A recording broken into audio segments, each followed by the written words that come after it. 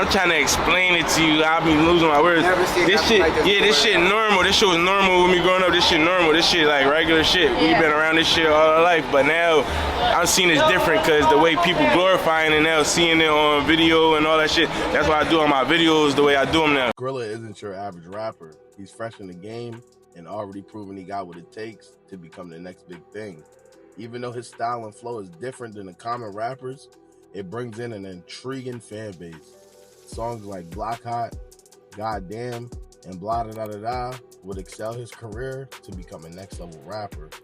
Plus, he signed a deal with Priority Records. But Skrilla comes from Kensington, Philadelphia, arguably one of the worst areas in the city. Kensington is also referred to as Zombieland because of the high rate of homeless people strung out on drugs. And it has a severe crime rate as well. The city is one of the worst in the entire country, but Skrilla has been overcoming the streets of Kensington. He also spoke on Zombieland in an interview when asked about his upbringing. Yeah, so like growing up, like has it always been that fucked up in the Kensington too, man? It always been bad in its own way, but it got worse though. It got worse. But Skrilla has a pretty bad drug addiction that he's not ashamed of himself. In multiple podcasts and interviews, he's high out of his mind. He said himself he's bad on pills such as Percocets, but he also stated he can't make music without being under the influence, which means he needs narcotics to live his everyday life, but it seems to be he should slow down so he can stay alert at all causes. Because Skrilla took a trip to Chicago to link up with rappers like Bloodhound Q50 and some people from No Limit, which is G Herbo's set. But the Bloodhounds like Lil Jeff and Q50 allegedly had multiple bodies throughout Chicago. So that easily could have been a wrong place, wrong time type of situation for Skrilla. And the outcome wasn't what was expected. He actually went to the studio and ended up getting shot shortly after leaving. Skrilla wasn't sober, but if he was, it may have been a possibility of avoiding the situation.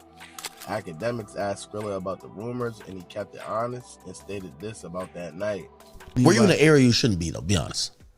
Nah, I wasn't nowhere I shouldn't be. I was where I wanted to be. I was in the studio. I leave out the studio. Whoa. I get hit in my leg. Shit go in and out of my leg. You really got shot? Yeah. Skrilla had a close call, but fortunately, he was not in critical condition and was able to get back to the music. Being in that type of lifestyle, you should be praying for the best and expecting the worst. Skrilla was also able to shoot videos and do features before he left Chicago. But Skrilla's friend YBC Dul was on the rise as well. Dul had Philly in a chokehold. His name was buzzing all over the city. The consistency he delivered was making his name get noticed in a rapid period of time. In the same token, Dul was very disrespectful. He labeled himself Mr. Disrespectful because he was dissing anybody who got in his way. YBC Dul's time would eventually come to an end.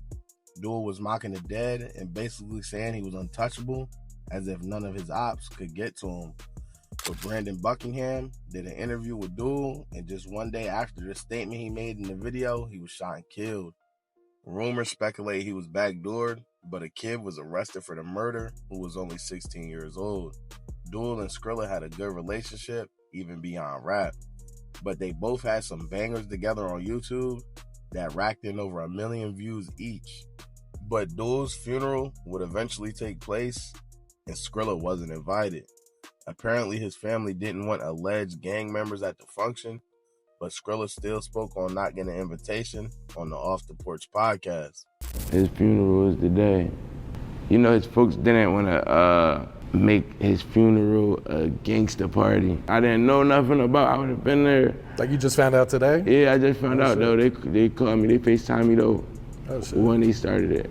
Yeah, I understand though. They didn't want it on no gangster site. You know what I'm saying? Fuck around, have a shootout or some shit like that. When YBC Dul passed away, the dissing started. A familiar rapper by the name of OT7 Kwani actually indirectly dissed Dul after he was killed because Dul was saying Kwani wasn't living up to his raps. But Skrilla already had his own issues with Kwani. Kwani allegedly stated Skrilla was a fanboy by choosing his type of beats, but he denied he took anyone's style of beats.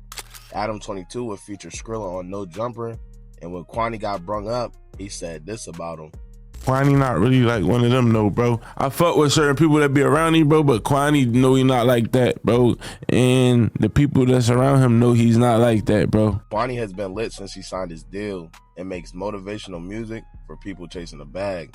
He's been on a good run for the past year now, and it doesn't seem like a fall off is in the equation. But when Kwani was getting asked questions, he said he don't got no beef. So it's evident the issues with him and Skrilla wasn't that deep. I don't have no beef. I got kids and family. Plus, Skrilla stated himself recently when he went back on No Jumper, him and Kwani settled their differences. Set aside the beef, Skrilla just recently dropped a mixtape called Zombie Love Kensington Paradise, featuring a few major artists like Rod 49 and Lil Baby. Skrilla has yet to disappoint, and when it comes to living what you rap, Skrilla is vouched for in the streets. Kensington is an all-out war zone, so Skrilla need to stay away and keep making hit tracks to stay afloat.